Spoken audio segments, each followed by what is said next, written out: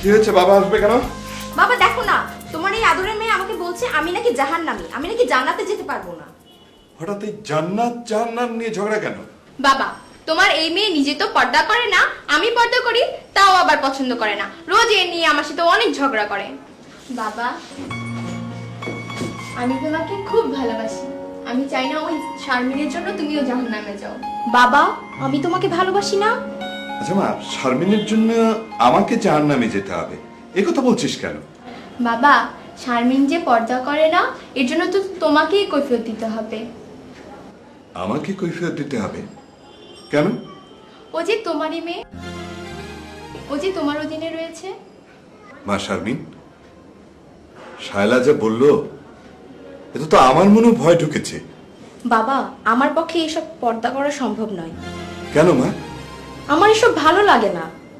কিন্তু মা, আমাদেরকেও তো মরতে হবে, যেতে হবে পরকালে। এদিকে আয় মা।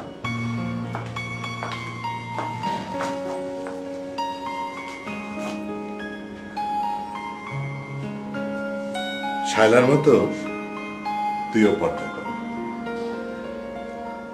তোদের দুজনের উছিলায় আমিও হয়তো পার পেয়ে যাব।